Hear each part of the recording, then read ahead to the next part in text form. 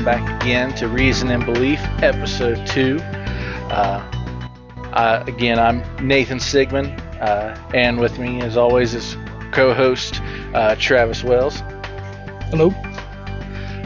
Today, we're going to be talking about the subject of gay marriage. We're going to be talking about, whether or not it's something that should be allowed or supported, or and talk about our reasons for why we believe one thing one way or the other. And I'm anticipating that me and you are probably going to be of a like mind in a lot of areas of this subject. Okay. I will probably be coming from different places, but if you want, go ahead and start us off on just giving us an overview of your thoughts on the subject in general.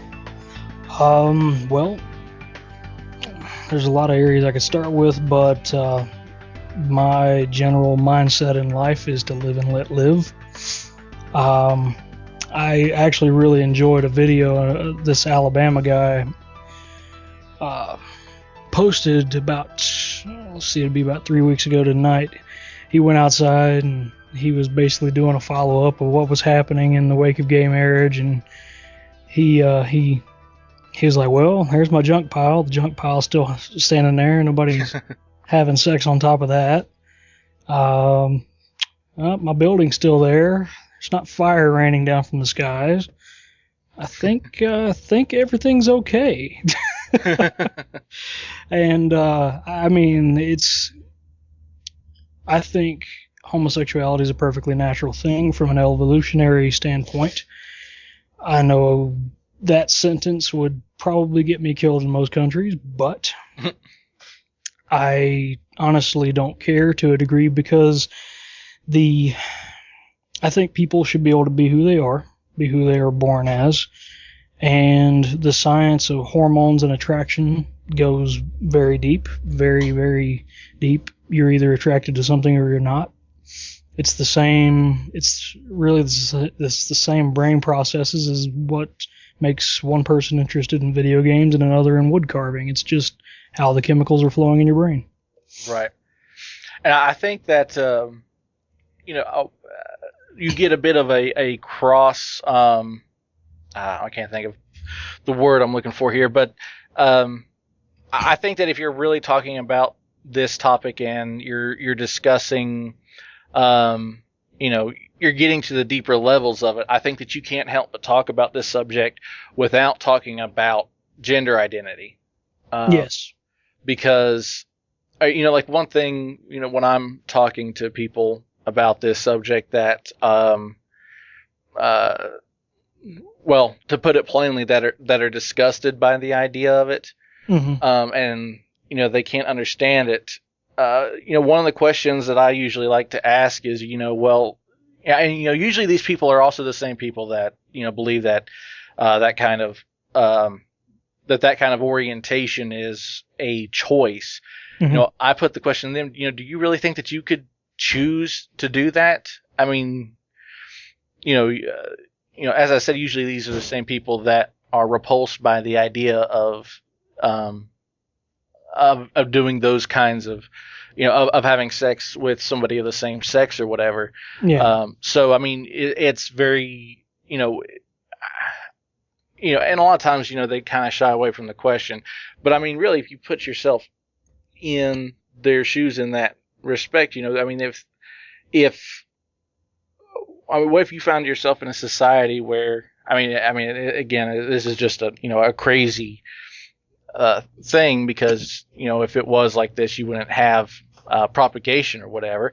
But if you were somehow in a society where the norm was to only have intimate relationships with somebody of the same sex, and to be straight was a weird thing, and and you were attracted to people the way you are now, I mean, I think if you think about it in that way, you can kind of put yourself in their shoes a bit easier than just trying to imagine yourself in their situation as if you were attracted to people the way they are. if that makes any sense. Yeah, and one guy I was talking to about 2 weeks ago, actually it was just after the first episode, he brought up an excellent point. He said, even if it is a choice, is it hurting anyone? No. What someone does in private in their bedroom with their penis is none of my business. So I think that's a powerful statement. I mean, a lot of people, they just don't realize when something's not their business. No one's asking me to bend over. I'm quite sure no one's asking anyone else to bend over. So, if you don't like gay marriage, don't get one. But I know that the argument that, a lot of people that are against it will make, when you make points like that, is, they fear that it's going to lead to a kind of a gateway kind of thing where, well, if we allow this, what kind of other, in their words, morally corrupt things will we begin to allow in our society? What kind of rabbit hole will we be going down? Well, I mean, if you just take a look at history, the history of this country alone, when interracial marriage was the civil rights issue of the day, everybody thought that would be the gateway into just all kinds of debauchery, even though Numbers 19 clearly shows God cursing Miriam and Moses' brother, I forget his name, for cursing Miriam with leprosy briefly for, complaining about Moses' Ethiopian wife. And as we all know, Ethiopians are black, and Jews, like Moses, are usually Middle Eastern, brown, tan skin, So that's interracial marriage right there. I just don't see how Christians could have a problem with interracial marriage just strictly going from Scripture. But it just seems like this is a broken record in this country, because instead of just live and let live, as I said, it just seems like someone's always trying to tell someone else how to live. And it's really just a big waste of time. As long as no one's getting hurt, I don't see the problem with gay marriage, interracial marriage, anything of that nature, Yeah, I definitely get where you're coming from, and when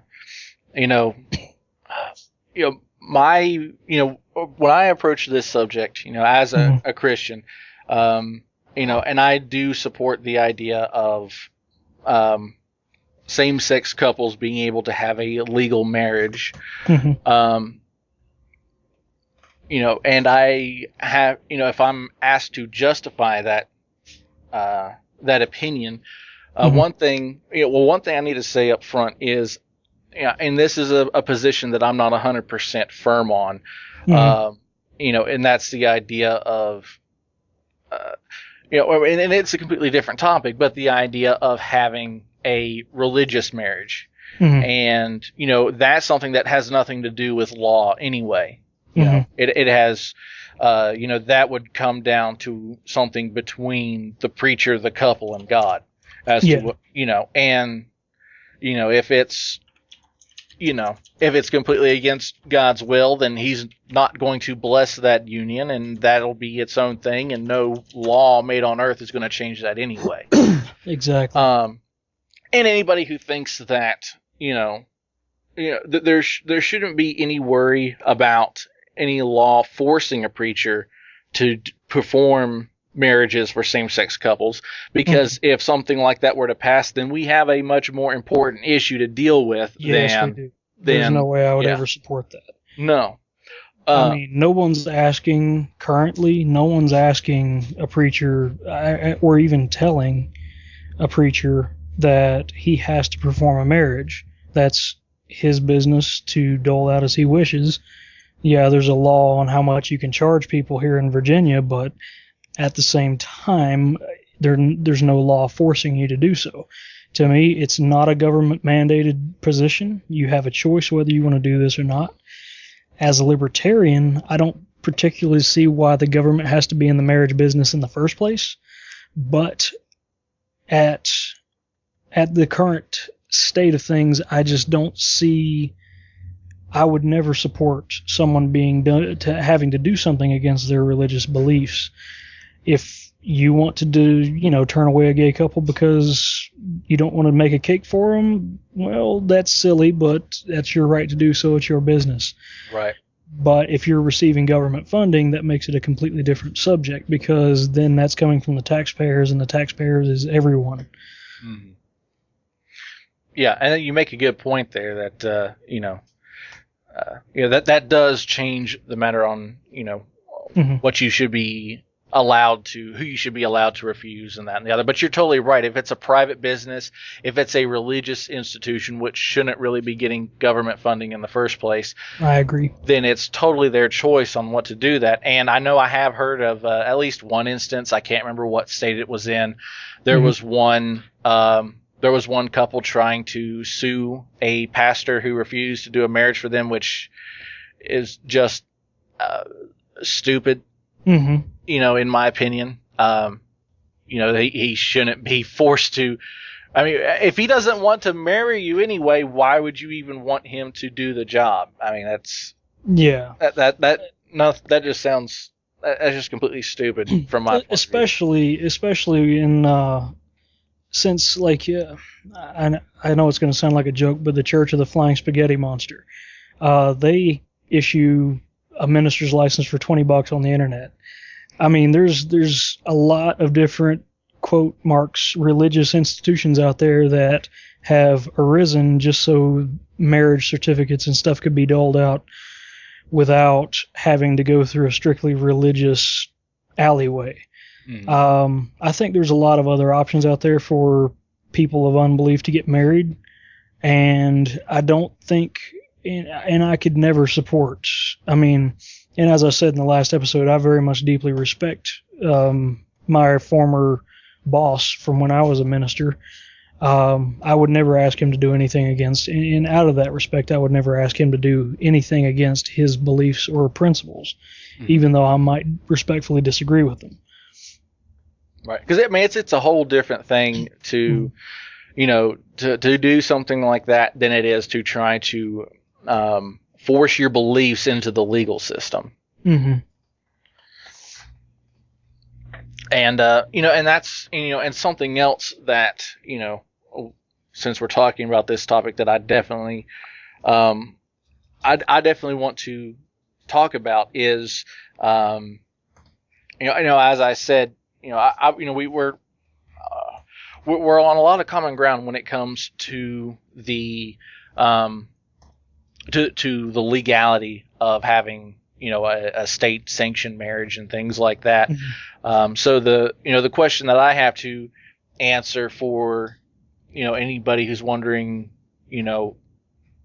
how do I support something like this as somebody who is a self-professed Christian is, mm-hmm. Well, I mean, doesn't the Bible clearly state that, that having that kind of lifestyle is a sinful lifestyle, and how can you support this, that, and the other? And, what I have to say about this is,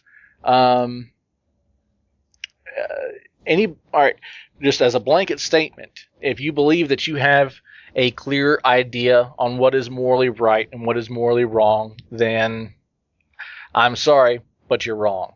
Mm-hmm. The Bible, I'm not discounting it whatsoever, but you cannot take it and think that from reading it you can have a logical understanding of moral right and wrong. I think I've touched on this a little bit in the last episode.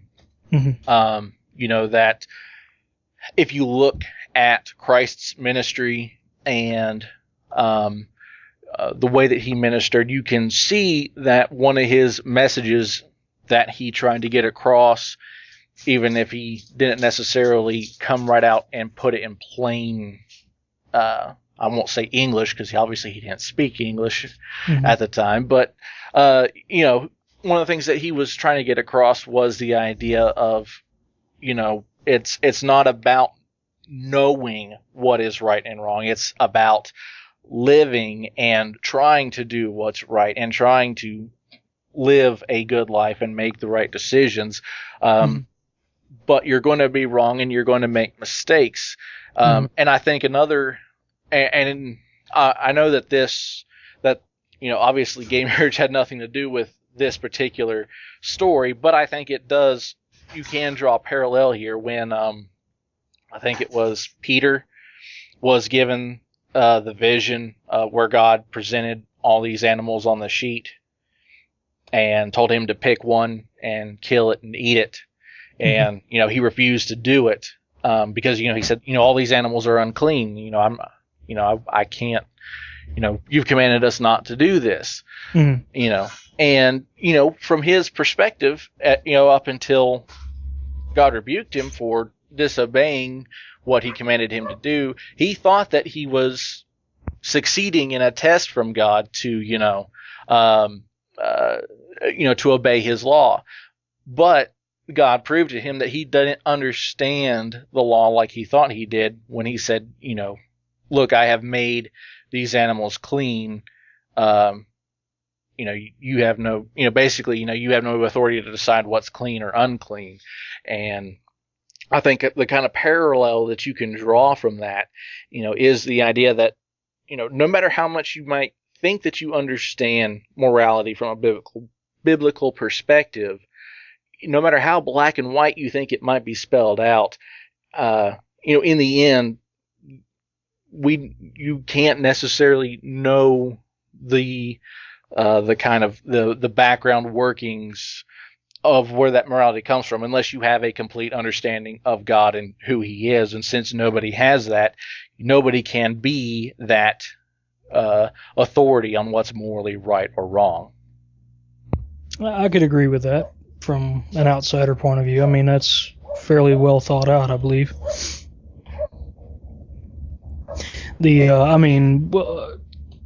Honestly, if God exists, and I say that in the most respectful way, would he not be the master and commander of every scrap of energy and matter in the universe? Yes. So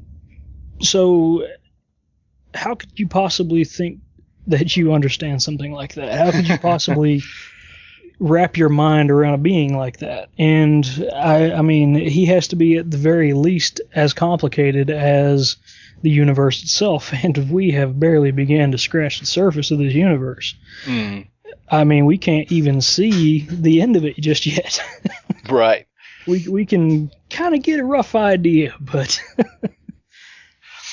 and that's assuming that there's not another cluster of galaxies like the one that we can see, Yeah. Way out farther from that.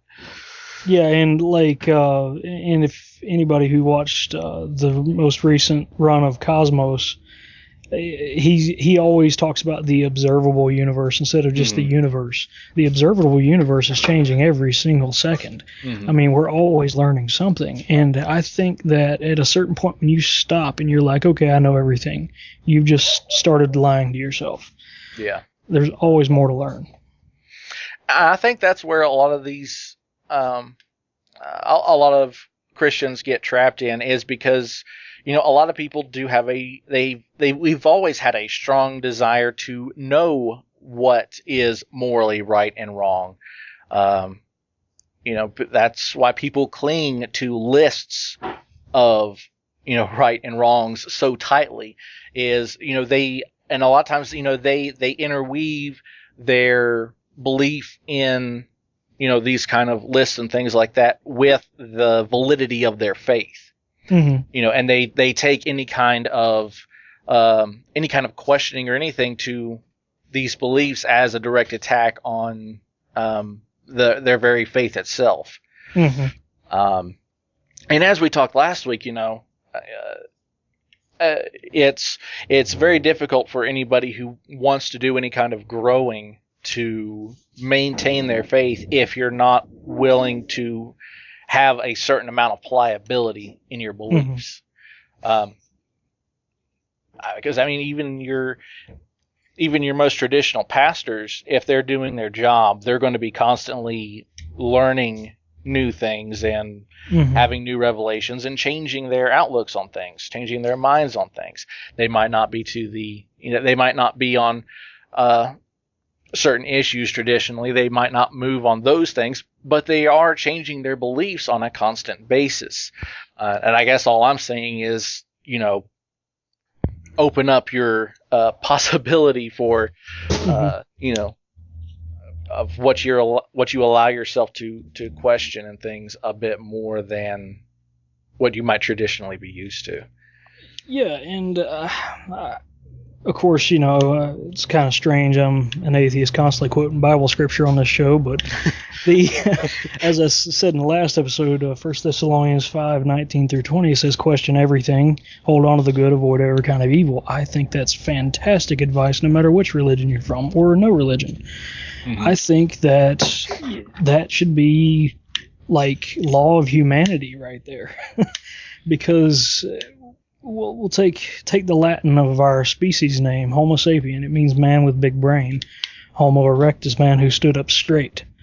The Latin words, they describe what our traits are, and Homo sapiens is what we should aspire to be, man with big brain, and woman, of course, respectively. But it should be our goal to learn as much as we possibly can, because, of course, one of my favorite fantasy characters, he's famous for saying the only good is knowledge and the only evil is ignorance, which sometimes knowledge can lead us to very dangerous areas, like with nuclear warfare.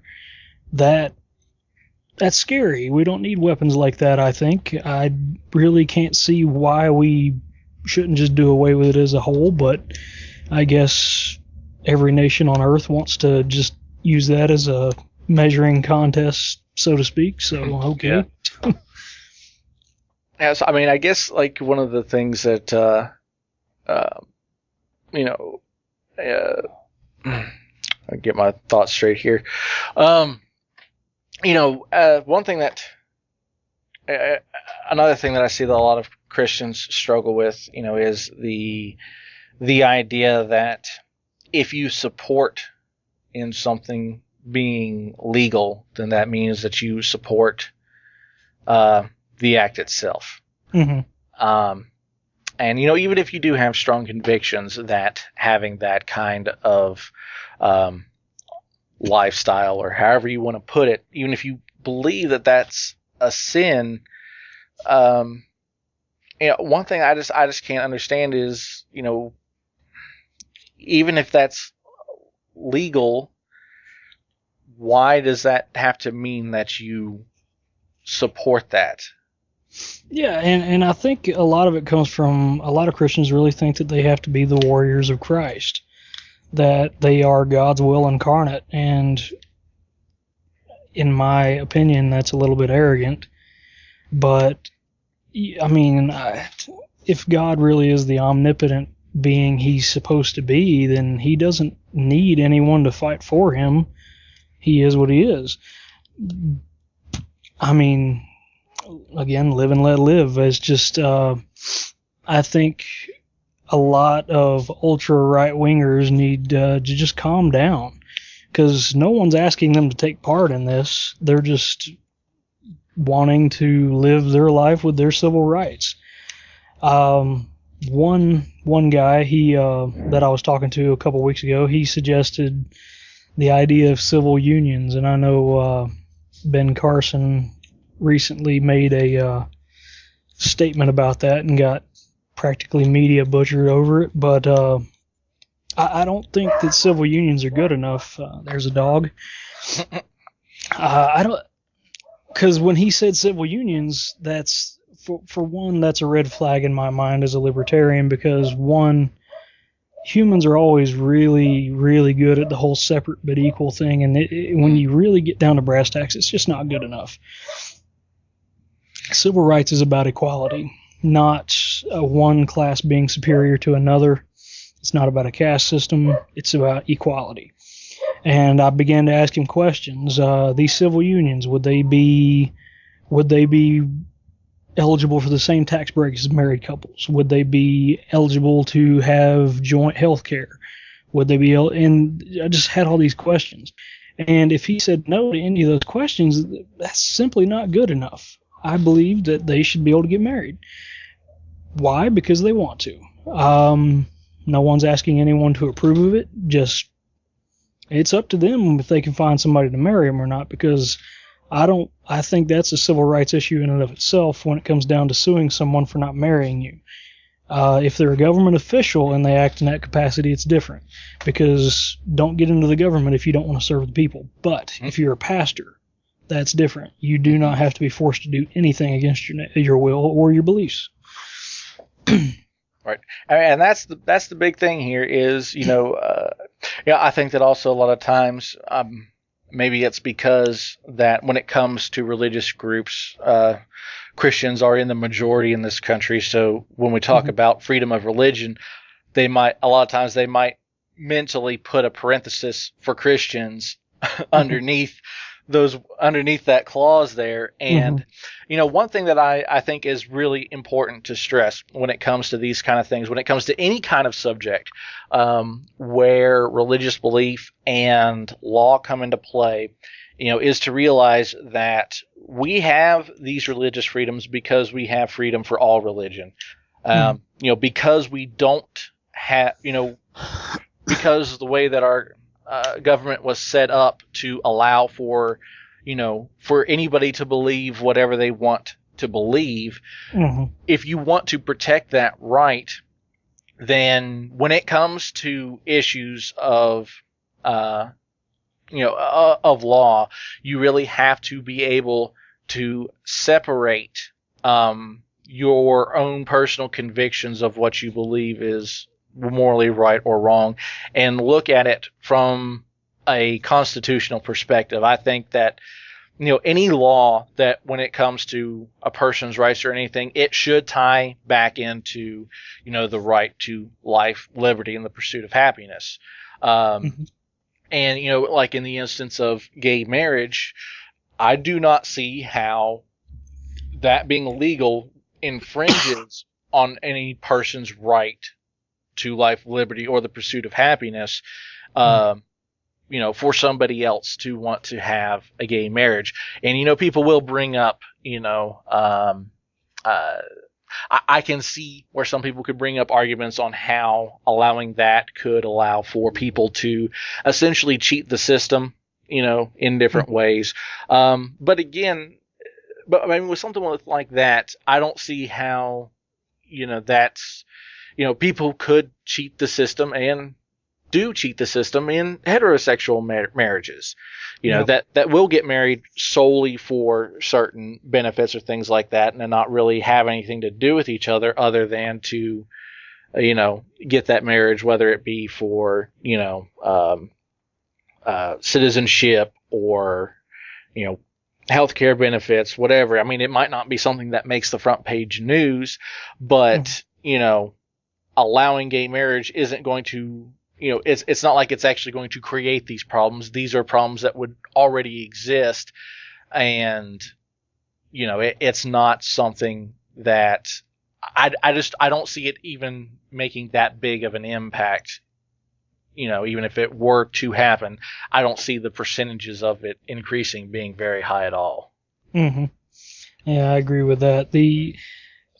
One of the funnier things I've seen on the subject is it was talking about the gay agenda, and it was talking about watch as they mow their lawns, dun dun dun, watch as they take out the trash, dun dun dun, watch as they leave you alone.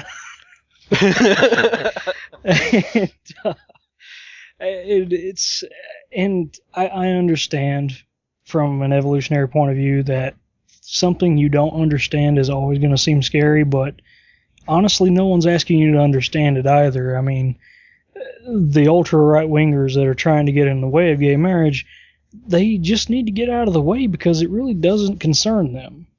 And no more than it concerns me. I'm not gay. I'm not even remotely attracted to men, but I will forever be a proponent for equality in every fashion. Yeah, and I think that too. A lot of the times, I would not be very surprised if a lot of politicians and stuff don't really even care about the issue. They just use it because they know that it's an issue that gets people riled up. It gets people angry. And when you get people emotional, then they go out and they'll vote for you. Exactly. Yeah, I mean, that could not be a truer statement. I mean, look at Ted Cruz. He's notorious for getting people riled up just so he can get votes. That's cool. That's the way he wants to live his life. No big deal, I guess. But right now, this term, based on the census, there are 535 congressmen, I believe. And I have to ask this question. How many of them actually are Christians? How many of them are gay? Because, one, if you admit to not being Christian, that's political suicide. If you admit to being admit to being gay right now, that's political suicide. And a lot of them just have trophy wives. If they are gay, they have trophy wives that they just, flaunt around or whatever. Yeah. And I understand why they're doing it, but I don't think it should be necessary. Anybody with a shred of common sense can know that there's atheists in Congress. There's Muslims in Congress. You have to be like, okay, well, that's too many people for there not to be some variance. And they may all be in church on Sunday, but how many of them inside their mind really are the person that they're pretending to be? Right. Because, these people get paid $172,000 a year. That's pretty good income. And I can honestly understand why they would want it. Yeah. Well, and that's not to mention even your lifelong benefits and things like that. Yeah, exactly. And, some people, they might be gay and they just want to do good. And they get into Congress. And they have to pretend to be heterosexual. I don't really like using the word straight there because... And I've never actually had a gay person complain about this, but I feel like when I say straight, it implies that the alternative is crooked, and yeah, so I say heterosexual. But I think that it's sad that they have to, because this nation, look at the chiseling on the Statue of Liberty. Bring me your tired, your poor, your huddled masses of yearning to be free. Now it's just a sign pointing to Burger King. And that's something else that we're kind of wandering away here, but that's fine. I don't care. It is bringing up a lot of issues that that I care about talking about and putting out there in the open. And that is the fact that it really bothers me in politics that it's a game. Everybody knows it's a game.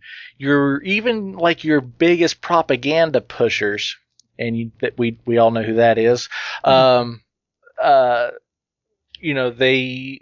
They'll even talk very straight about how the game is being played and how, and they're very transparent in their speech about how little what people say and do should actually matter, but they'll still talk about things and how the public will react to it or whatever. And even though it's so transparent, it still applies.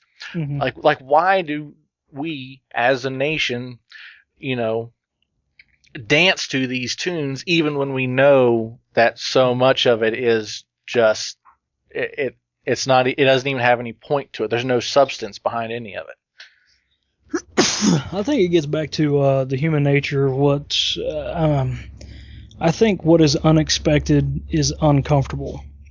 And I think it's very much part of human nature to have certain expectations, to know what you can expect day to day and not want anything to change. And I get that that's a desire, but it's naive. And for instance, the two-party system that we got going on right now, have had for the last 50 or so years, there's no way anybody can convince me that there's only two opinions of how things should be out of 535 people.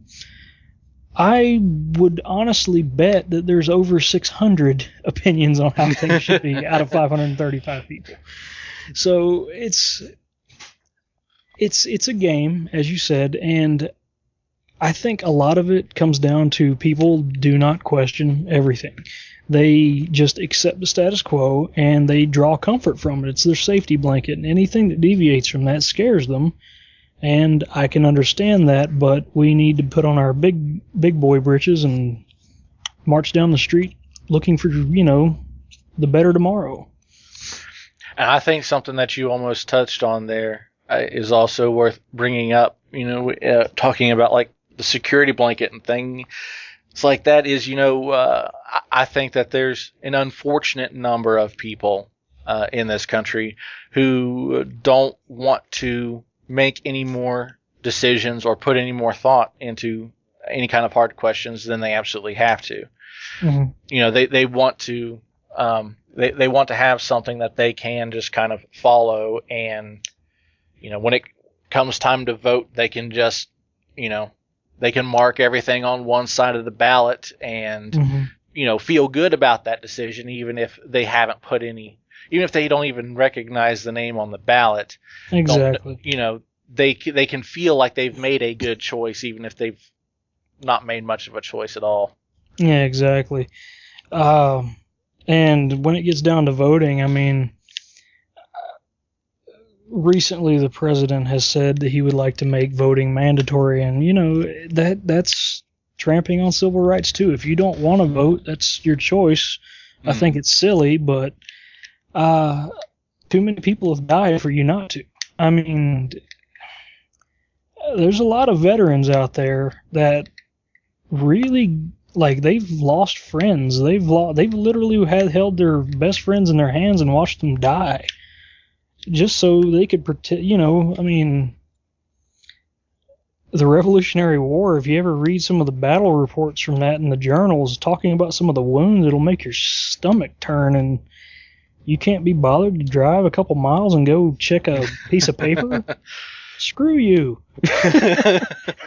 No offense. Well, yeah, a little bit, but it's just, but no one should be forced to. It's a right, not a requirement. Right. And I think it's not obviously for everyone, but there's a good number of people who they may not do it because they that they don't believe that it matters one way or the other whether they even vote or not. But yeah, I mean it's no different from anything else in your life. I mean, to a point, yes. When things are something so large, there's only so much effect you can have. But just because your vote doesn't account for even 1% of the outcome, that doesn't mean that it holds no value. Yeah. Your vote counts just as much as anyone else's. Exactly. And if you really take a look at it, I think it's that people do not understand the power of accumulation. That's why some people really don't have a savings account. Yeah, that $10 a week you're putting in there, it isn't that much. But once you do that, over a great period of time, it accumulates. Same with votes, same with political ideology, same with religions, same with anything. Everything can accumulate to being a much larger effect.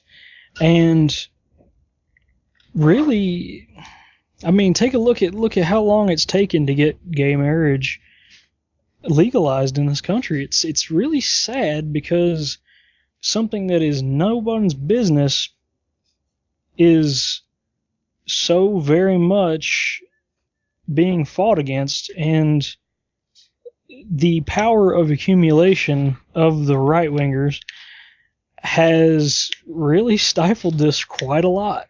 People have effect when they start moving. The government listens to the people.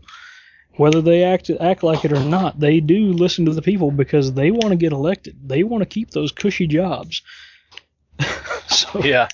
The only ones that don't really have to worry about that is the Supreme Court, and they're elected for life. So, I mean, the president, he gets paid for life, so he doesn't care. I mean, look at Bill Clinton. He just kind of chills back these days and does nothing. Yeah. Yeah. It's just I guess people just need to learn to live and let live. And I honestly don't ever see that happening. Yeah. Human nature is just too strong, and yeah, I mean, I guess we're kind of just on the same page at this point. But I know you also brought up abortion and things like that last week. Yeah, and I mean, it might not be the hot topic right now, but I do think that a lot of these things they kind of commingle when it comes to this kind of thing. However, I do want to say, and this might be something we disagree on, I don't know. But in my opinion, I do not understand the common claim that that it's a woman's body and it's her right to do with it what she will. Because I do believe, even if you just look at it purely scientifically, that's another human life from a very, very, very early stage in pregnancy. So I am against the idea of abortion just for the heck of doing it. Now, if it's, something to, if it comes down to, something like, well, if we can either risk the mother's life by going through with it, or, we can abort the child and know we save the mother's life, then that's a different instance entirely. I don't think that it should be blanketed, either yes or no, one way or the other. But I do believe that a person has the right to save their life if they want to make that kind of decision. But at the same time, I also see it as killing if, somebody has an abortion just because they don't want the responsibility. Yeah, and I mean, this may surprise you, this may surprise a lot of people, but I am pro-life. I know atheists are typically considered, the ultra left wing, and I really don't think that's true. Politically, I'm a moderate. I can unfortunately seem like a liberal to a conservative and a conservative to a liberal. I find myself in that boat quite often.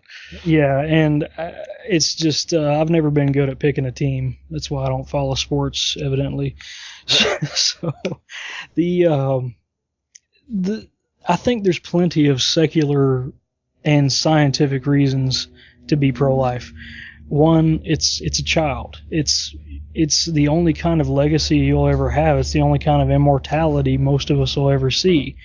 I mean, yeah, there's that woman in 1953 who had immortal cells, but even she died of cancer. I forget her name, but it's really a fascinating story.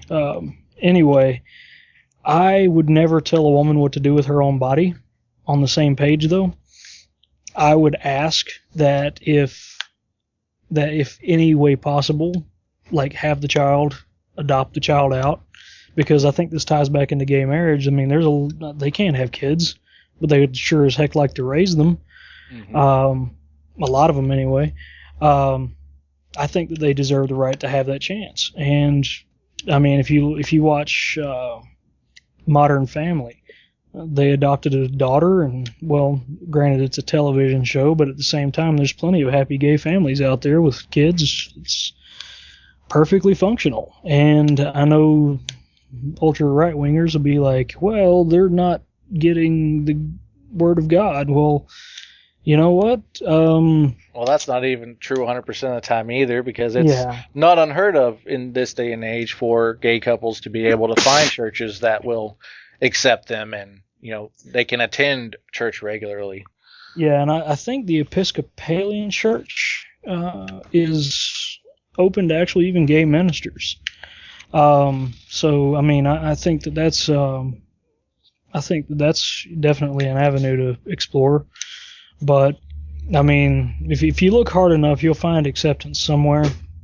I know it seems pretty bleak at times, But I mean, atheists get a lot of chaff from being what they are, and that's because we're different. But I feel like I've gotten pretty adept at talking to people who disagree with me, because really body language and tone of voice and letting people know that you respect them even though you disagree with them, that really plays a big factor into whether you can have a good conversation or not. And getting back to my point on abortion, I would really just ask women not to have an abortion because, well, the state of medical science is so advanced now that very few things can go wrong in childbirth, but I get it that there's those outlier situations. Before I was born, the doctor told Mom that I would likely be a hazard to her health if she had me, but she chose to anyway, and she just turned, well, she'll kill me if I say her age, but she just turned a certain number in December. and she's lived a perfectly long and happy life. And I mean, that was 1986. We just look at what we've learned in the last 30 years, you know? Mm-hmm. So I even when it comes down to being dangerous for the mother, I don't think that's always true, because here I am talking. And I guess that plays largely into why I'm pro-life, is because if she had heeded the doctor's warning, we wouldn't be having this conversation. And I would have missed out on, well, I'm getting married next week, so I'd have missed out on everything, you know. Yeah. And of course, Richard Dawkins, he, in his book The God Delusion, he gets into why abortion is okay, and I could not disagree more. But like, he goes into, that really surprises me, coming from, not to interrupt you, but coming from somebody who's a big a well-known figure in the realm of evolutionary study and all that. That really surprises me. Yeah, and it surprised me as well, but at the same time, it doesn't surprise me, because he's probably very much the most liberal person on earth. But and he's very intelligent, though. He's a very intelligent biologist. I respect him immensely in that. I just disagree with his methods in presenting the unbelief in God. He can come across very abrasive, and I think you win. I think you can have better conversations with people if it's on even ground, round table discussion, kind of like the show. Mm-hmm. And he can be very abrasive, but he makes the case that he goes into the whole Beethoven argument when it comes into sorry, I've got things popping up on my screen here, but he goes into the whole Beethoven argument that, oh, you just killed Beethoven if you have an abortion. Well, no, but you did kill a unique individual. I mean, sure, if the parent is syphilitic, then the baby is probably going to be born with syphilis and have deformities and things like that. And that's a special outlier condition. Syphilis isn't exactly rampant in this country, but abortions are. And I think that if at all possible, it should be avoided completely. Do I think it should be legislated one way or the other? I cannot answer that, because I'm not a lawyer, and I'm definitely not good at telling others how to live their lives. I don't know what's best for other people. I don't. And, I mean, you hear Penn and Teller say that, even though they're atheists. So, I mean, I'm not alone in that opinion. But I don't think that equating the syphilis argument and projecting it to all abortions is logical. So, right. Yeah. And, to me, it would seem that if you were approaching it from a purely scientific point of view, if you were approaching it from the point of view of someone who believes in, in evolution in general, that you would say that, it would be bad for our species to, to allow it to be done at will, because then, that's just, well, I don't know. I'm having a hard time making my point here, but I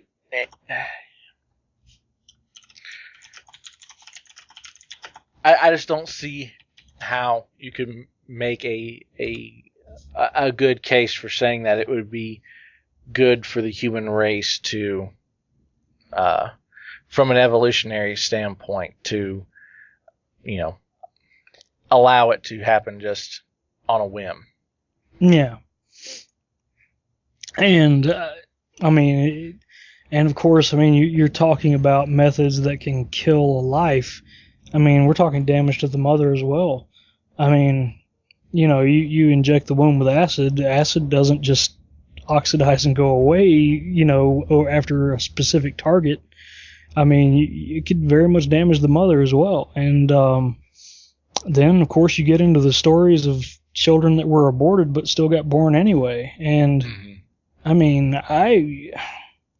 I cannot imagine the emotional junk that knowing that would bring up. Well, saying you don't want your child's one thing, but trying to kill it, yeah, and then still being born anyway is just, and I think that if you don't want to have a child, contraception is the way to go. That way, no life is ever formed, and you can just do whatever you want. And I think that, and I'm usually against government programs in general, because most of them are nonsense, but free contraception is a good thing, I think. And I think that's why Obamacare should be, at least in that specific line item, allowed. And I get it. A lot of people think that contraception is denying a life, and yeah, it is, but it keeps one from being formed so it doesn't get killed later on somehow. Mm-hmm. Because, like when I was in Africa, like we were constantly tearing down home abortion papers. They would come in with a coat hanger and just stab the fetus, and I'm like, oh, that's horrible. Shoot. It's just, just because you make something illegal doesn't mean it's not going to happen. Yeah. Well, I think that we're on a pretty good consensus on these topics here. I don't think that we're probably going to go too much further into this particular discussion, considering where we're at right now and what we've already covered. Mm-hmm. So this is probably as good a place as any to go ahead and wrap up this talk. But I enjoyed this discussion just as much as I did last week. As have I. I'm definitely looking forward to doing the next one. Hopefully, we've got one or two people lined up that I know at least one of them has expressed interest on coming on the show, and that could only make things more interesting, getting a third opinion in here on things. So looking forward to hopefully seeing those special guests come on the show. Well, since we've already hit both gay marriage and abortion in the same episode, I'm not sure what we're going to hit next week, but I'm sure we'll think of something. Phil Robertson kind of got on my bad side today, but we'll talk about that next time. All right. All right, so we'll wrap up here. Thank you, everybody, for tuning in and listening. Hopefully you'll come back and hear us next week as we talk about whatever's on our mind then. So again, thanks for stopping by, and I guess question everything. Exactly. Later, guys.